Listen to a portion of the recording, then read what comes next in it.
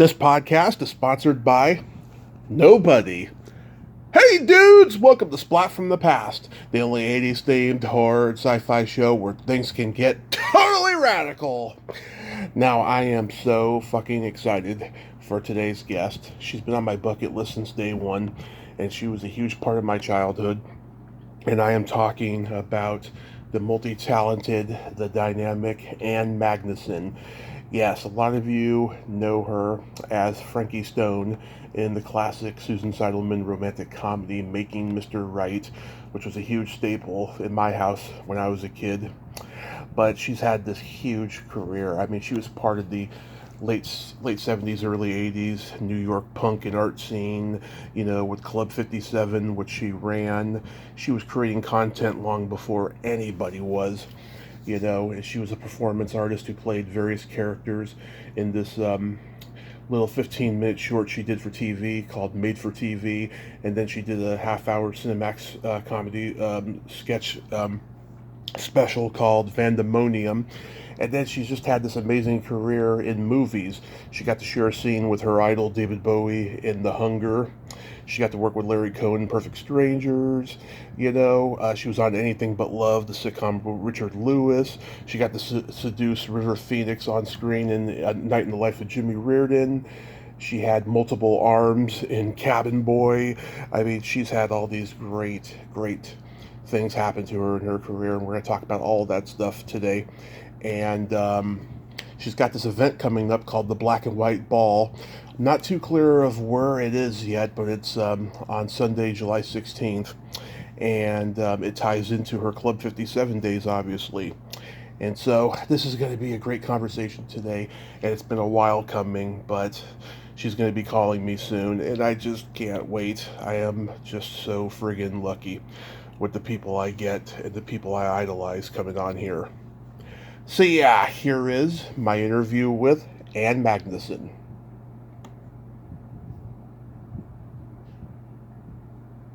Hey Ann, welcome to the show. How are you today? I'm okay. How are you? I am just thrilled to talk to you. I have been a huge fan forever, and I thank you so much for coming on today and finally making this happen. I can't tell you what an honor it is. Well, you were bugging me enough, so I had to do it. So let's start with this upcoming event on Sunday, July 16th, the Black and White Ball, which ties into your early days at Club 57 in New York. What's the show going to entail? Well, I'm doing it in collaboration with Broad Museum, who has this extraordinary, expansive retrospective of Keith Haring's work, and it's the first time such a show has been put on in Los Angeles, and I was at the opening, and it's really spectacular. I need to go back and really see it in a less hectic atmosphere, although that was completely appropriate for Keith, because he was always on the move and loved a good party. So they asked me if I would do a series of performance events with them in conjunction with this show.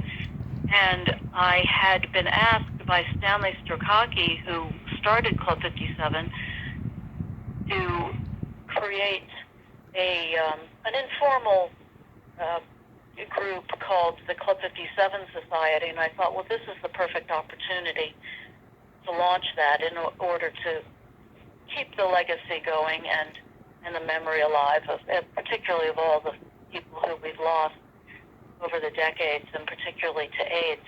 Mm-hmm. So we've conceptualized these two events. One is July 16th, which is coming up very quickly, and the other one is on September 17th. The July event is called the Black and White Ball, and it was inspired in part, well, there were several things that have inspired this. One was Keith's early work, his subway drawings, which really catapulted him to fame, were basically white chalk on black paper, which was up on the subways. It was just empty paper that it hadn't had an ad put on it yet. So he very ingeniously decided to draw on these, and they became an instant hit. And those were black and white. We also had these events at Club 57 that were kind of our version of high society events that none of us were going to ever attend, nor did we want to. Yeah. But it was inspired in part, or very much inspired by this Truman Capote black and white ball that he held in 1966, which had only the creme de la creme of society, or the people he wanted to be closest to. And everybody was asked to dress in either black or white or a combination. And I think that ball was a mass ball. And I thought, well, wouldn't that be a fun thing to do? Because visually, people could really create interesting outfits. And really, parties are all about the outfits, right? Yeah. And in this day and age of Instagram and selfies and photographs, and everybody is their own media outlet now, that it would be visually very, very interesting and exciting and fun and connected to Keith's early subway drawings and to some of the events that we did at Club 57, such as we did a debutante ball. Mm-hmm. I started a group called the Ladies Auxiliary of the Lower East Side, and we'd have these. We had a prom for all of us who were too much of a rebel in high school and didn't attend our prom. We had a debutante ball, and we had a variety of these. There was an event I had called Twisting in High Society that was named after one of my favorite thrift store records, which you can find the pictures of online. Mm-hmm. And so I just thought all these things kind of can converge in this updated Club 57 experience. It's in the spirit of it. It's an homage to the spirit of that club, and creating this informal network of people that are part of the Club 57 society now. Yeah. Do you still get a thrill when you perform live? When I'm on stage and it's clear the audience is really into it, yes, absolutely. But the lead up to it, all the stuff you have to do, that part, as one ages, becomes more taxing, I have to admit. Yeah. Thank goodness, Broad is Darren Klein, who's the associate performance curator. He's doing a great deal of this, and he programmed it. So within that, we have a DJ, and this event and the one in September, which is the psychedelic happening, which is an homage to all the psychedelic theme events we also indulged in at the original Club 57, as well as Keith Haring using black light and day glow paint and a lot of colors. So it connects to Keith as well. And both of those events are going to feature a stage show called Acts of Live Art. Mm-hmm. And Acts of Live Art was a show that John Stex conceived of, and we did it's just basically a nutty variety show. Right. But he had been studying at the School of Visual Arts, and that week had been reading about Tristan Tzara, and who did that Dada Cabaret called Acts of Live Art. Maybe that was the name of the book he was reading. At any rate, that was the title of the event we did. 57, and John was the producer of that event, and that was done about 2 or 3 times, maybe a few times more. I'm not sure. So our stage show in tribute to John, nice, and crediting John, is called Acts of Live Art, and features an array of people who, OGs from the original club, like Joey Arias. I love Joey. Danny Johnson, who was our club DJ. She'll be the DJ at the Stella's night. And a lot of new people who are younger and fresh on the scene, and extraordinary talent, and so we're passing the baton to the younger generation.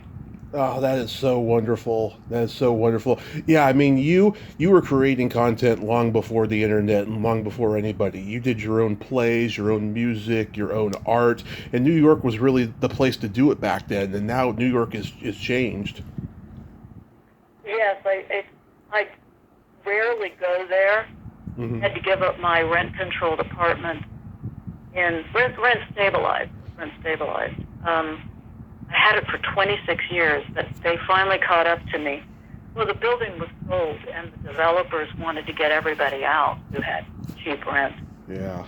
So I was booted out in 2003, and it was pretty traumatic, but I knew that I wasn't going to fight it any longer, and it was time to give it up.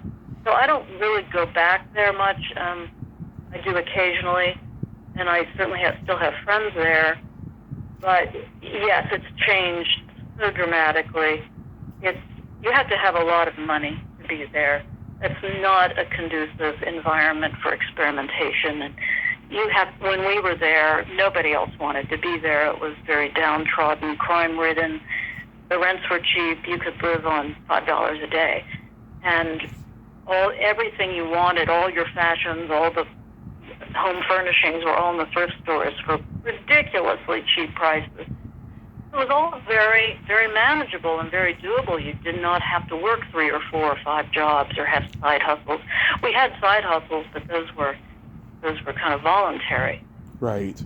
People would, if you maybe wanted to start in the theater like I did, but then people had bands, so it's like, okay, I'm going to have a band now, or I want to be in an art show. Keith Haring curated some of his first art shows at Club 57, and I remember the very first one. He invited me to be part of it, and I said, I'm not an artist. He said, yes, you are. I thought, oh, okay.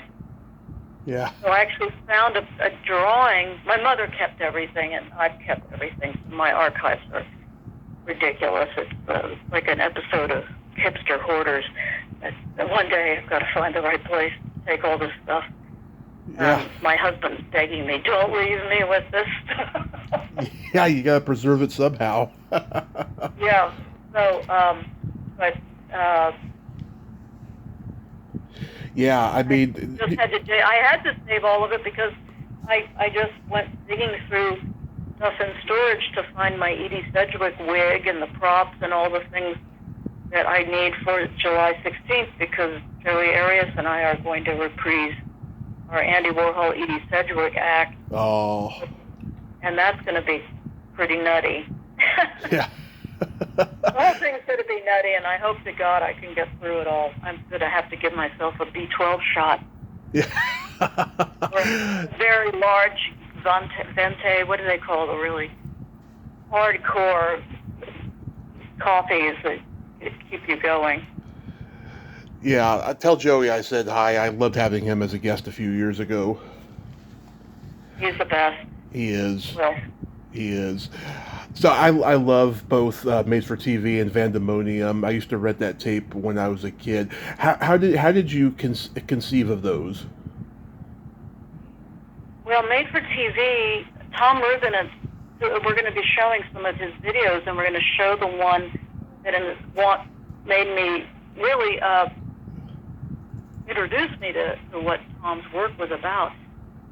We're going to show that on July 16th for the Black and White Ball, because it's in black and white, and it features John Sachs as a James Bond character, and some of our Club 57 people are in it. I saw that, I was very impressed, and Tom and I just got to know each other through the clubs, and he wanted to collaborate on something, and I loved what he did with Undercover Me. And I had an idea that I actually, now I'm starting to remember, was first suggested to me by a filmmaker and a friend named Steve Brown. He was a very close friend of David Warner-Rovich, and not many people know of Steve. They only know him because his name was mentioned in the Warner-Rovich biography, and that's widely circulated. But he was a very, very smart, funny guy, and made films, very interesting films that showed at Club 57 and film festivals. And he was the one who suggested, I think I remember this, that he suggested that I be on every channel, doing a video where I'm on every channel playing all the characters. And Tom liked that idea, and we ran with it. And on our off time, when we had time, I'd go over there. I had a lot of characters that I'd already developed in these different clubs. We created new ones, and I wrote a script. I put so much time into watching television my whole life. I thought, I better make this, make this work for me in some way. So I wrote down everything I could think of that was genre that you would experience through the course of a television programming day, which, of course, in those days began first thing in the morning, crack of dawn, and ended at night, at usually midnight. There wasn't any constant programming. So we had a lot of fun. A lot of that was improvised. Some of it was scripted. And that's how that came about, and we had a lot of fun editing that. And then Tom submitted it to some film festivals, and it premiered on PBS. They had a show called Live from Off Center, which was hosted by an NPR radio personality, and who was known to everybody. And that was a big splash for us. And then I was doing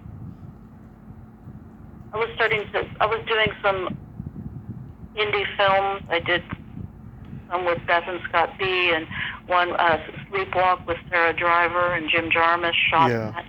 And I've done various other films and a lot of plays and a lot of theater and club theater performances. And Susan Seidelman cast me in Making Mr. Right, which is now playing for the entire month of July. It's streaming on Criterion.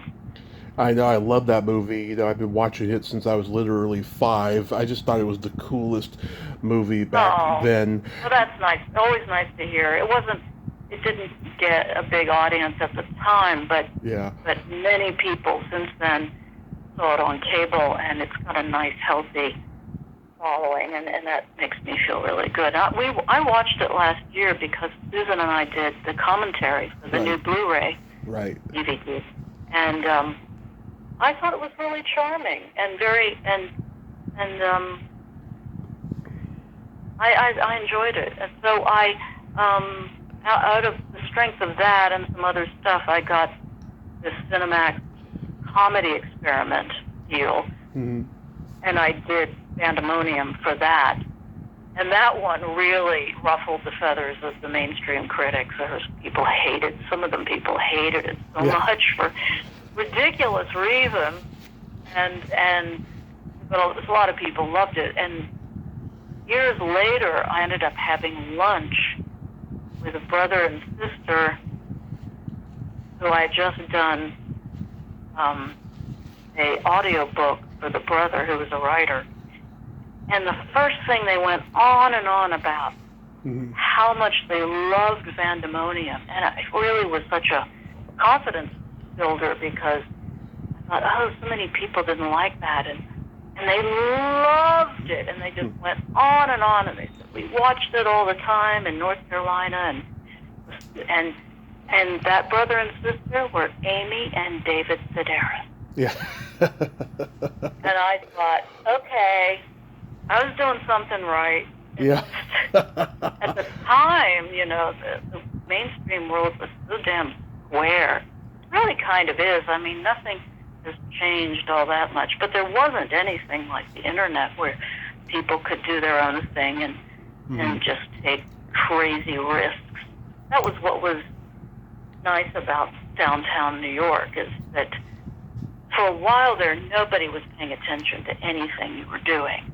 You could do anything, and if it didn't work, who cares? Yeah. No big deal. Who gives a shit? There was room for error, yeah. We're doing something. We're going to do this other thing tomorrow night at Club 57. Nothing was more than one night. It was one night only. So there was a lot of freedom, a lot of creative freedom. I think that's been lost because everybody is so much under a microscope now. Yeah. Possibly because of the internet. And yet there's so much that nobody could possibly keep up with it all. So maybe in a way you can take risks because is anybody paying attention when there's so much stuff out there? Yeah. It's crazy. It's definitely oversaturated with new content. That's why people like me are keeping the old stuff alive. I know that David Bowie is a huge hero of yours, and I'm curious, when you got to work with him in The Hunger, was that just intimidating or scary in any way? Yes, it was, but it was also exciting, and he made me feel very much, he was very,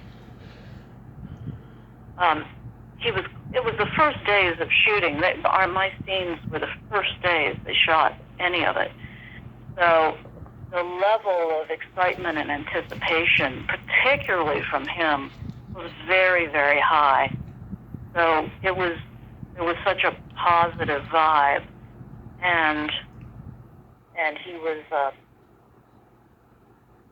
he knew how to make you feel very relaxed. He was a kind of a jokester, and I was using humor as a defense mechanism a lot, so we were joking around a lot. Oh. And attempting to write those memories down in what might be a memoir, who knows. Yeah. And I think it was Tony Scott's first movie as a director. What was he like? Very focused, but also he seemed nervous, but he was very focused. And I just felt, in a lot of ways, I felt like this is what I meant to do. I didn't feel so intimidated that I didn't feel like I didn't belong there. Yeah. Which was a nice thing, and I think that came from probably just the vibe on the set at the beginning. It's like I was welcomed as a peer. I didn't feel like I was I had to prove anything. I had already auditioned, and actually I didn't. The Actors Equity in London wouldn't let an American play that part. So I had the part, and then I didn't have the part. So I had already accepted that I wasn't going to do it. And then I got a call. You've got the part. They want you to fly. Like, boom, boom, boom. It just happened so quickly, and it was just so exciting that actually happened, because the person, they tried to get somebody to do the part, and they weren't working out. There was dialogue at initially. I found all my scripts, all this stuff. I didn't have the whole script, but I found my pages and the call sheets. I'm going to make a T-shirt out of the call sheet where I'm number 3, Deneuve, Bowie, and me. and so, yes, there was dialogue, and I guess I don't know how they managed to convince them that an American had this particular American had to play this part, but they did, and I was on my first class flight to London, and it was all very heady stuff, and I think I was there for shooting for about 3 or 4 days. The shoot went longer than it was supposed to, which was great, because I got to, got to keep kissing David Bowie. Yeah. an extra day or 2, and then I went back. I went back in June because I was doing a performance in Italy, and I worked it out so I could be in London after that. And I called up the production manager, and he said, "Yeah, come on up, come to the set, we're shooting." And I was like, "Great, I'll send a car for you." And so I was thrilled, and I went back, and Bowie was gone, but Deneuve was there, and I helped throw pigeons into the, and I was behind the camera throwing pigeons or whatever, doves, I guess. Yeah. Doing the scene with the cadavers where she has them up in the attic. And then she and I and the makeup artist went to lunch, and I'll write about all that and how that was very charming. And and then I went back to my dump in the East Village and went back to exactly what I was doing, which was a little bit of a rude awakening. But I thought, well, this is what I want to do. I want to be in movies with these really, really top-notch professionals, and and I wanted to keep doing theater, and I want to be in these bands, and I want to make art, and I want to write, and I want to write travel articles. You know, there were a lot of things I wanted to do and could do, and was given opportunities to do them. So I just let fate kind of deliver to me what it was I was supposed to do that particular moment in time. And I did my own, you know, I went and I pitched ideas to editors, and I booked dates at clubs. I was a real go-getter. You still are. Drink a lot of coffee. I don't have the energy I have, and I don't drink as much coffee. Yeah. And also things are just a little more, there was a period of time where everything seemed very possible. It was before AIDS hit, and when AIDS hit, things got very, very dark. I lost a lot of friends. Keith was one of the early ones. Well, not actually, Keith was 1990. Lost Nomi was an early one in 83. I lost another friend in 82. I lost my brother in 98, but he told me he was HIV positive in 86 or so. And so this was a very dark cloud that descended, and one had to keep. What was it like working with? Moving, surviving, keep creating as much joy and as much. You wanted to get as much out of life as you could, because you could die. Yeah. Watch your friends die. There was no time to waste. Right. What was it like working with Larry Cohen on Perfect Strangers? That was nutty, because it was non-union.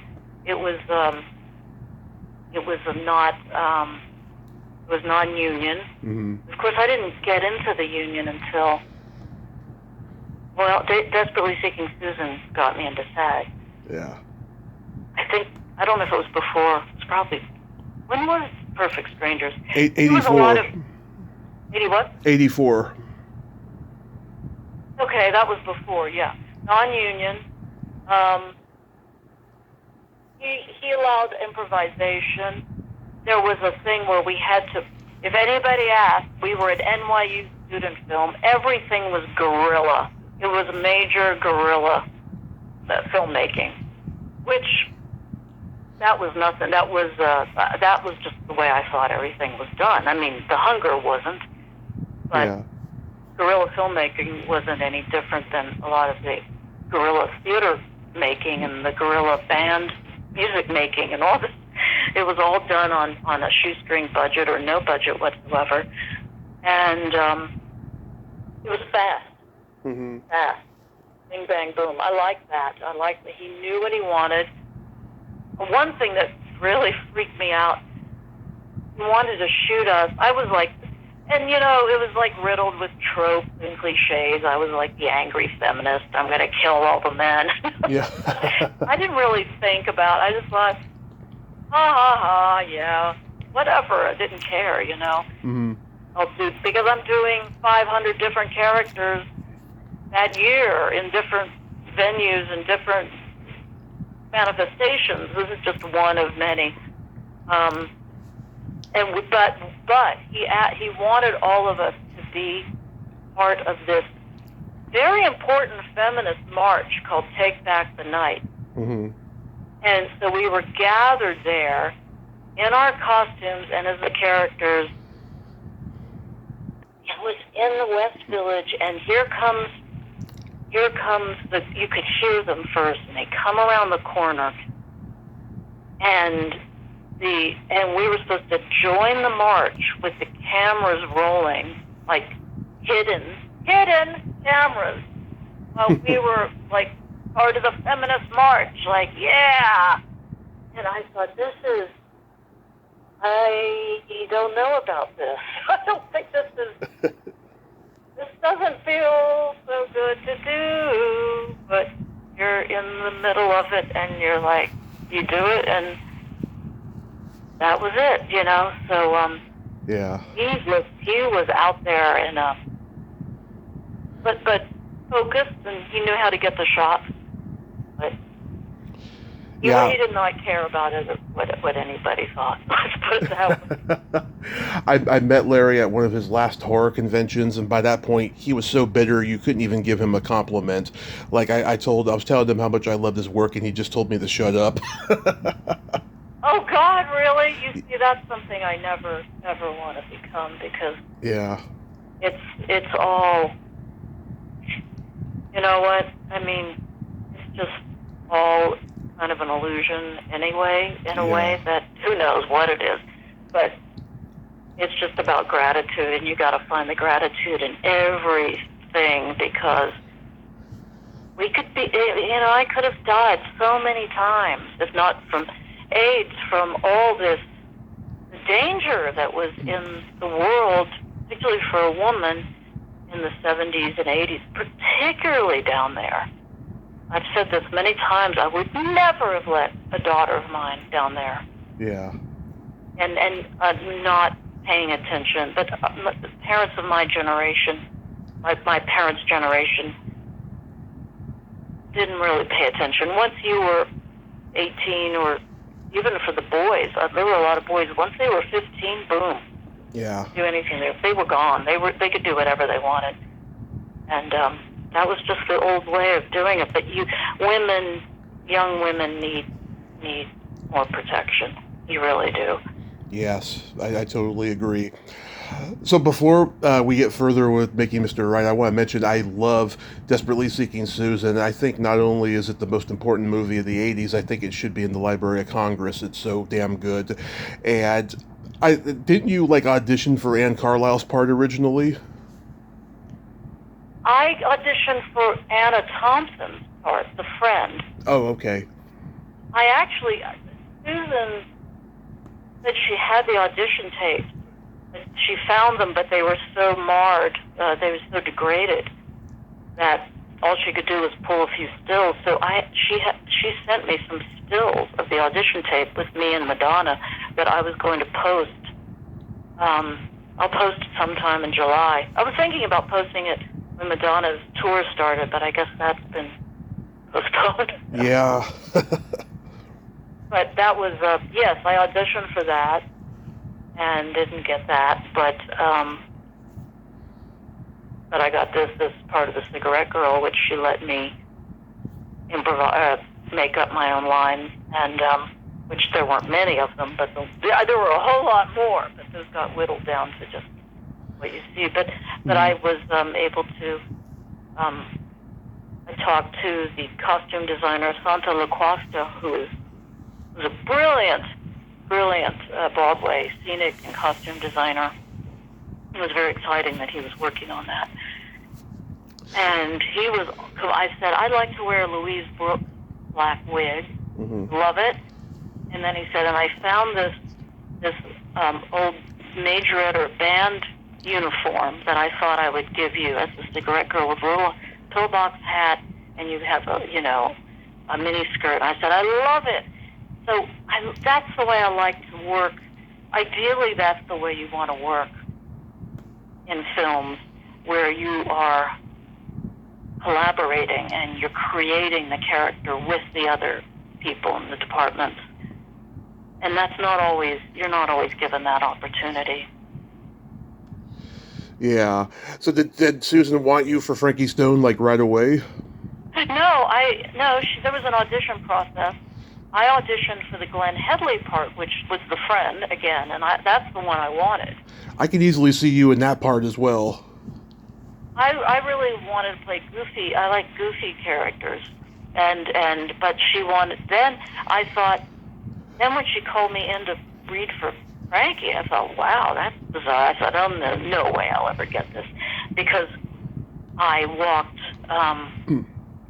When I was done with that, I walked, and coming up the stairs was an actress that I'd worked with when I was an intern at the Ensemble Studio Theater when I first got to New York, Christine Lottie, and I thought, well, she's going to get it. She's really well known, and she's perfect for it. So I was really, really shocked that I got that part. Yeah, But Susan always says, well, it was because that's your persona. I cast you because your persona, and I cast Vendetta for her persona and Richard Helfer's persona. And that was something that even Malkovich said, I thought rather condescendingly in interviews. Well, the camera loves her, not her work, her persona. And I want to say, ladies and gentlemen, I am not that person. There are aspects, yes. Every actor brings aspects of themselves, unless you're going to have covered in prosthetics and I like to be somewhat unrecognizable, and I've played so many different parts. But I had a hard time for a while doing Frankie Stone because I wanted to play.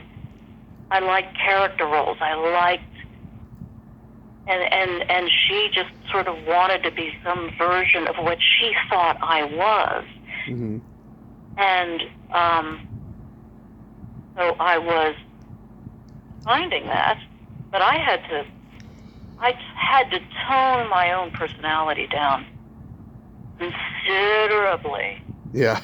So I don't think that's I think Madonna, yes, was playing a version of herself in Desperately Seeking Susan, and it worked, but that Frankie Stone is not really me. Yeah. But, I'm playing the part, so anyway, I just want to say to John Malkovich, dude, you're always playing kind of the same part, so shut up. No, I think you did a fantastic job as her. And I got to tell you, a couple of years ago, I talked to Robert Schreber, who played the clothing store guy. And I'll tell you, to this day, he still gets recognized for that part. And when the movie came out, Roger Ebert praised his scene and him in it. I just love that exchange. Is it congenital or contagious? You're like, drugs. And then you do that look, and then you puff your cigarette. It's a great. Yeah, that's such a nice thing to hear. And, that reminds me that Siskel and Ebert were raving about my performance, and I just was not savvy in the business of the mainstream business. I had not. It didn't. Most of it didn't interest me. That's why I was 30 when I did Making Mr. Right. When I got an agent, a real Hollywood agent, after that movie, they told me. And this was a really great Hollywood agent and not an asshole. But he said, well, 30 is really a little too late. You really should be 19. So I was not interested in becoming, I was interested in avant-garde theater since college. And when I was in Europe during my college years, I made a beeline for the Dada, the museum in Germany that had the best collection of Dada art. That was I liked the stuff that was outside the box. I did not. Let's just take an example of who was big, maybe at the time that I was in college. Margot Hemingway. Mm-hmm. She was like, "Here's the big star," and I'm like, "Well, I don't look like a model. And I don't have a model's body, and I'm not interested in this world. It's beauty pageant adjacent. It is a beauty pageant. I'm interested in ideas. I'm interested in wacko stuff. I'm interested in philosophy. This stuff isn't very deep to me. And then you look at what happened to poor Margot Hemingway, and was that world exploited everybody but women so much that I don't know, my instincts drew me to things that were not mainstream. So when I had this opportunity, probably before the movie came out, this was the opportunity, like when you're getting all this buzz, before the movie comes out, that's when the manager should set up the next 2 movies and the deals where boom, boom, boom, boom, boom. I just wasn't savvy to any. Maybe I kind of was, but not. No, I wasn't. I didn't have anybody directing me in a way, and I think I would have rejected too much of that. It was just a strange thing. I came out of a different world. I wanted to be. There were scripts that I probably should have done and should have just knocked the money away, but I didn't think they were cool, or I didn't think they were intelligent enough. Yeah. These were to some they were kind of stupid choices. But fortunately, I did Anything But Love, which... Oh yeah, I used to watch that show. That was a character that was a little... It was because I did Making Mr. Right that the producer, the showrunner, wanted me to do that.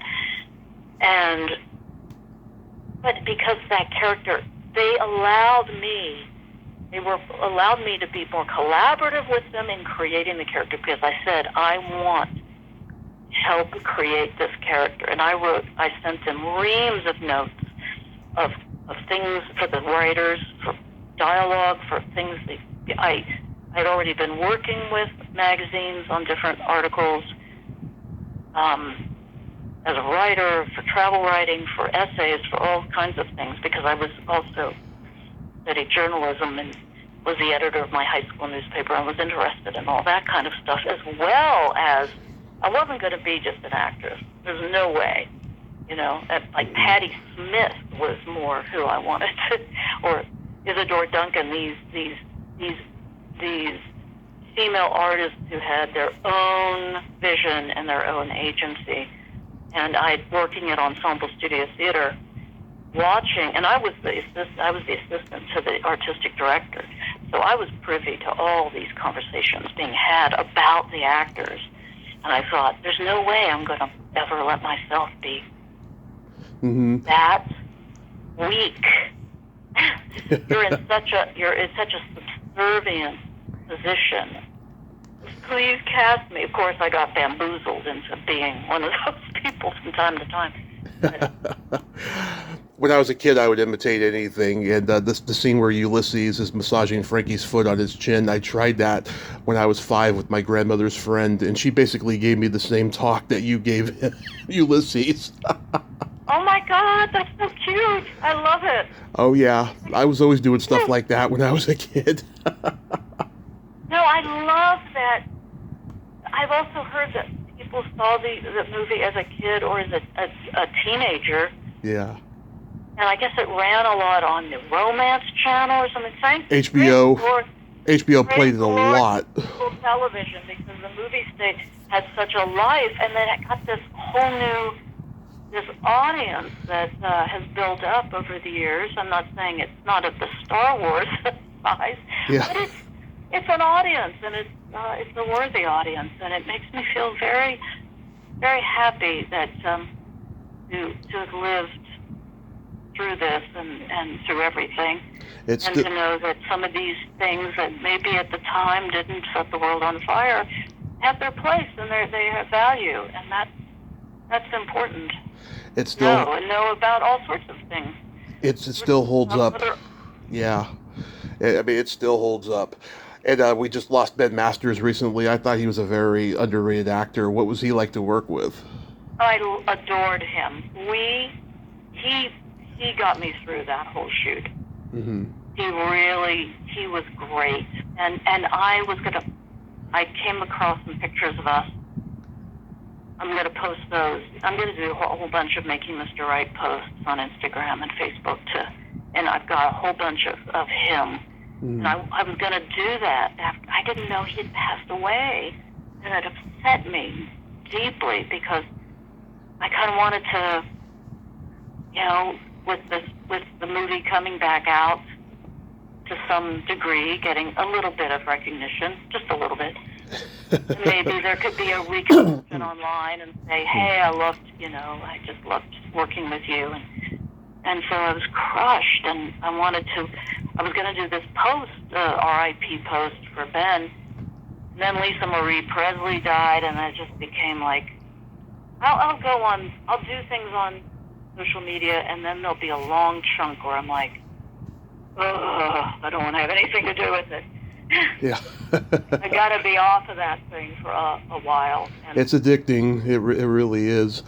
What was it like working with River Phoenix in A Night in the Life of Jimmy Reardon?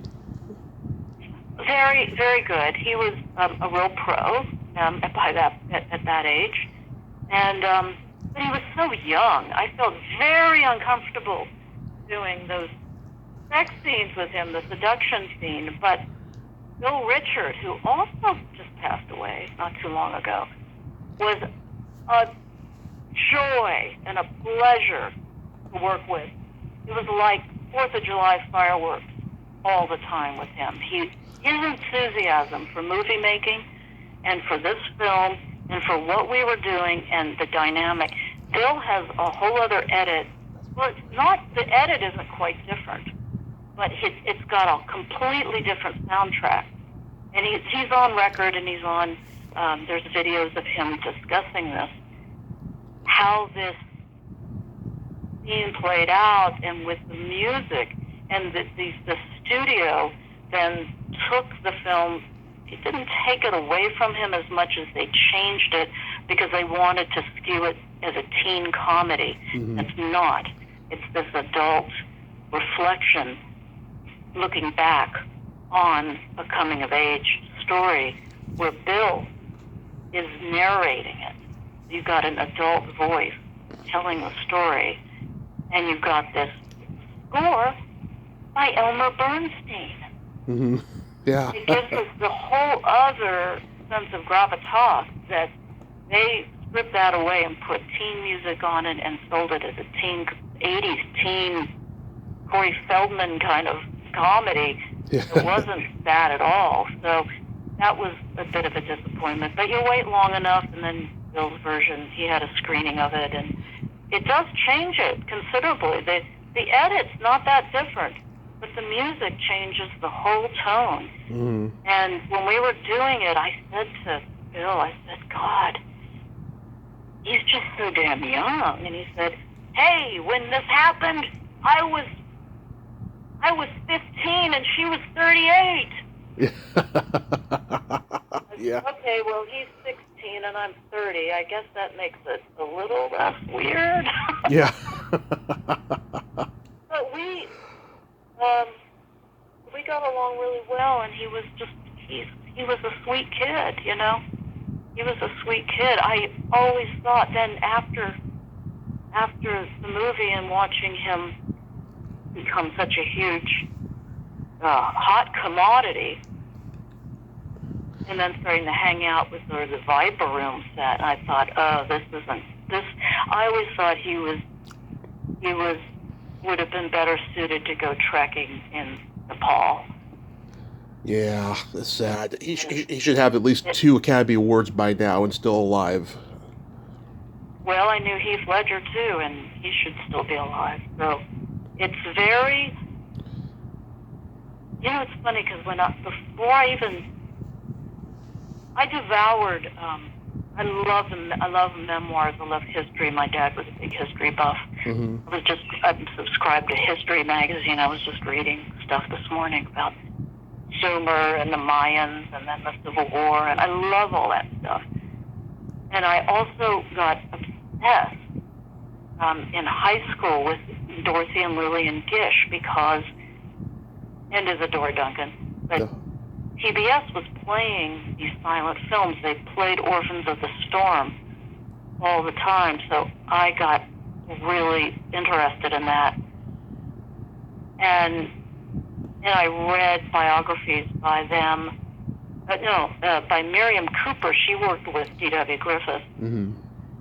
I was really interested in all this stuff in high school, and then started reading And my mother was, my parents were they were pretty smart people and it was all about history and books, and there was a lot of intelligence there that well, it kind of led me to have a more critical eye towards what was going on in show business. Right. And then I got very interested in all these. I love biographies and I love memoirs. Me too. So I read a lot of those, and I started to read a lot of them of people in show business. And there was all these stories, and you knew from my parents' generation what happened to Judy Garland and what happened to this one and that one. So you knew sort of that there was something about all that wasn't. It helps to go to college too and have very, very smart teachers and be exposed to philosophy and critical thinking theories and things like that. And I had a great film teacher.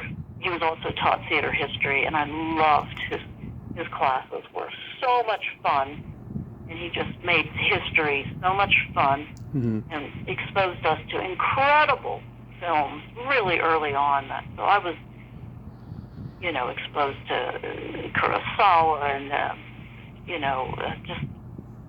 Max Ophuls and everybody, Eisenstein, Godard, all those people. Yeah. Before I even got to New York, and I went to London in 76, 77 on my junior year abroad, and that exposed me to so much stuff.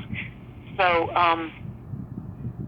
when I was more interested in the world where there was a little more depth going on, and show business is not always that. Yes, exactly. When I was 10, my dad took me to see Cabin Boy, and we were like the very few people in the movie theater, and we were laughing hysterically at it, especially when your scene came and stuff. I'm curious, how did you get cast as Callie, and were any of those arms real or were they fake? My two arms were real. I know that. And then there were 4 behind me. They had a whole apparatus. There's some fun pictures of the guy who was one of the prop guys operating it that he posted, and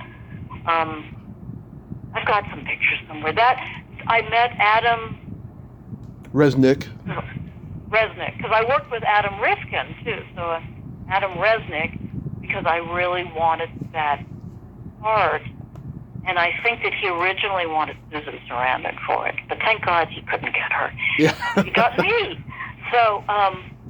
But I really wanted that, and had so much fun doing that. I hung out with I went up. It was in Santa Clarita before anybody else was really shooting up there. But I remember going to the Valley or wherever they were doing the prosthetics for the arms, and when I went there to get the cast of my arms done, Russ Tamblyn was there, and he was holding up we had the shark fin, and he was getting fitted for his stuff. So I've got really fun Polaroid of that I posted on somewhere, sometime a few years ago. I did a podcast. There's some guys who do a podcast called Cabin Boy Minute to Minute. Oh, I didn't know that. Each show only covers like a minute or a minute or two, or a sequence of the movie. They are so obsessed. That's the other brilliant thing about living. Just live through everything, folks. I gotta check that out.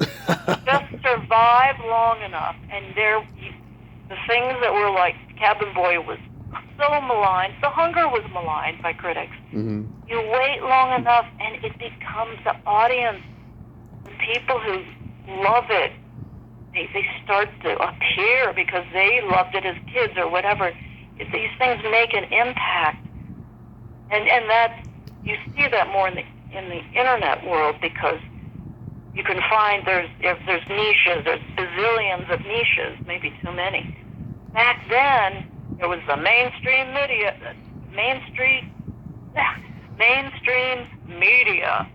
and then you had kind of pockets of alternative things. And boy, those people were assholes. Yeah. Those critics, they really were like their own potentates. Oh yeah. And they guarded their domain with their taste and their opinions, and Cabin Boy just got eviscerated. And then it became, I know it really, really, really was very damaging to Adam and Chris. Yeah. But the love, the people who love that movie, it just shows that, it's got a vision, stick to it, do it. Somebody out there is going to love it. And if they don't, fuck them and wait, and then the other people will come around. Somebody will come around to it, and just keep doing your thing. I did for years in the 90s, I did a thing called the Joe Bryant medley of this glam rocker Joe Bryant, because Christian Hoffman, who I work with a lot, and I and Lance Aloud and some other people bonded over the fact that we all bought those Joe Bryant albums when they came out. And they were so maligned, but his virtuosity as a piano player, as a songwriter, is so real and so beautiful.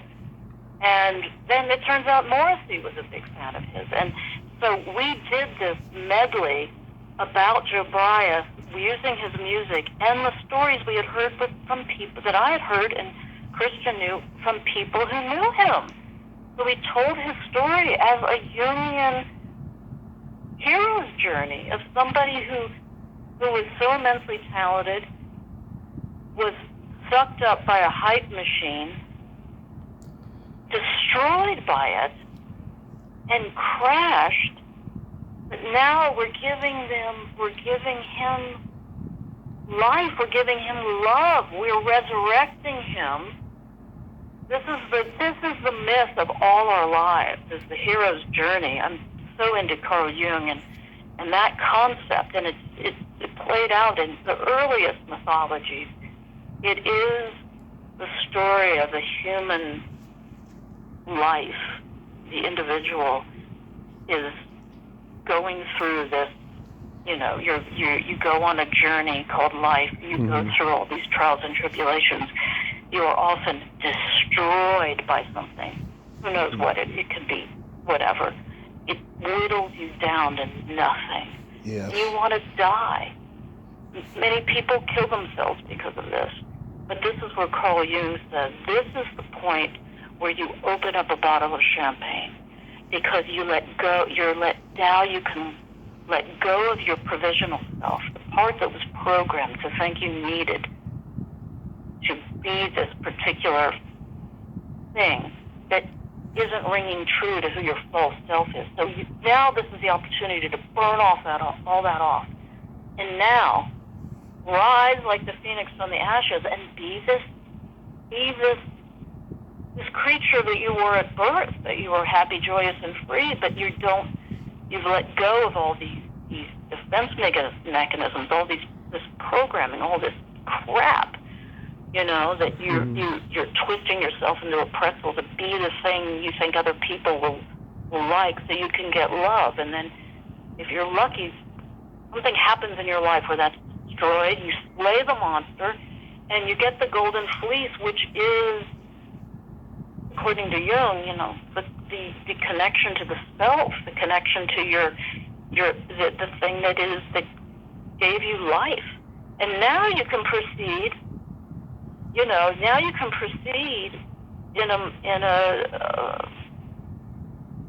a way that's truthful to who you are. And that's why, it's important for people to be who they are sexually, who they really feel they are, and accepting and acceptance, and move forward in love and acceptance and gratitude. And there's so much toxicity that wants to push back against that, which we've seen, fortunately, in our political climate, where they use that, they weaponize all that stuff. Oh, yeah. we're at a very interesting. It's very primal what's going on right now. I hope we can survive it. I hope so too. I don't know. Like, I didn't mean to get into a huge philosophical dissertation that was born out of Cabin Boy. But Jobrias, Cabin Boy Jobrias, the hunger, some of the things I've done that have gotten mercilessly destroyed by critics who get it or didn't want to get it or whatever. Maybe they weren't any good. Who gives a shit? Yeah. You move on to the next thing and find but you know what? A lot of these things give other people joy. And when those people come forward, you're like, wait a minute, this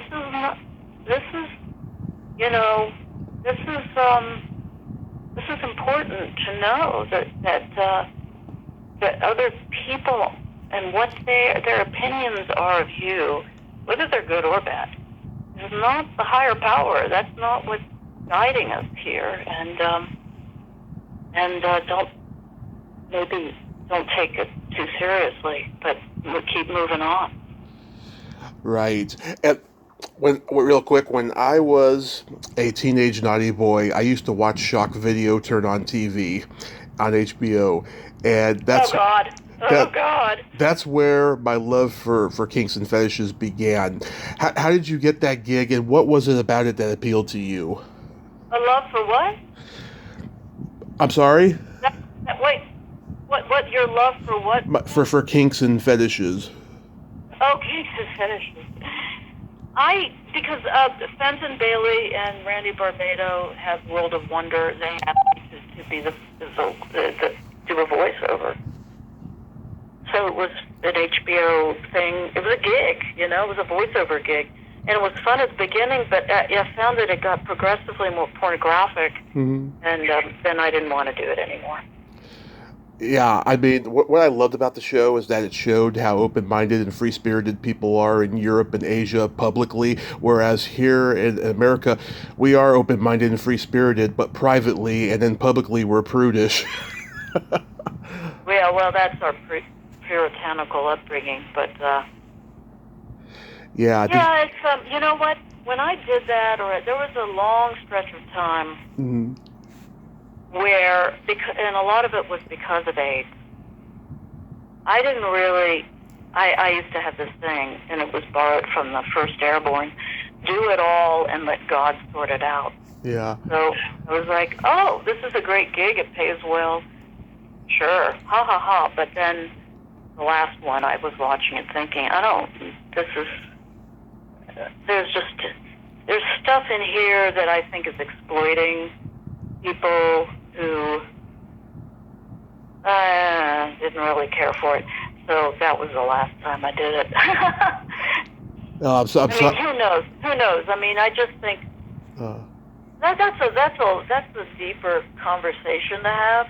But I think that what WOW has done with the RuPaul show, and they've built a huge empire out of all of this stuff, is that people just have to chill. Yeah. Let people if people want to do things and they're consenting adults and it's not hurting anybody, I mean, that's a very 60s kind of... I agree. But let people do their thing, but as long as it's not... There's just so much nefarious misogyny going on, and it can be towards any gender. Mm-hmm. People, there's people who are acting out of malignant narcissism and the need to control and dominate people in ways that are not healthy, and those can find expression very easily in any walk of life. It's actually probably more in evangelical, certain Warren Jeffs, Mormonism kind of thing where they're subjugating women to hideous exploitation, beginning as children. So you have to be that I'm up for anybody doing things as long as it's consenting. It's being with awareness and Same here. But there's so much. I'm reading this book right now. This is maybe the last book I have to read about how heinous Hollywood can be. Oh, yeah. Show business or entertainment. It's called Burn It Down. Mm-hmm. And it's so smart. She nails the power abuses. She articulates it so well about what's going on. It's not just your garden variety misogyny, and it has to do with, it's really the dominance hierarchy that people, well, it's Darwinism, it's predator-prey kind of thing. Mm-hmm. People, when they get power, they abuse it. As I learned as a kid, and my dad would quote this a lot, power corrupts, and absolute power corrupts absolutely. So power abuses are rampant in all walks of life, and those have to be considered. And I feel like some pornography is done without. There's a lot of power abuses in some of the stuff, and Mm-hmm. I think that needs to be addressed. So I have mixed feelings about having done that. I'm sorry you had that experience, though. But I gotta tell you, you were pretty funny when you were narrating. One thing you said that I'll never forget is that a toe in your mouth, or are you just happy to see me? I think that they probably those guys are very funny, and Mm-hmm. Bailey is hilarious. So I'm sure he made up a lot of that stuff, and maybe he let me make up some stuff. I can't recall. I remember. It was fun to do. I love doing voice work because you don't have to be in front of a camera, and that's why I love doing spoken word pieces for Bong Water and my own records and the things I'm going to be doing very soon in the future. I just did an audiobook, my very first audiobook.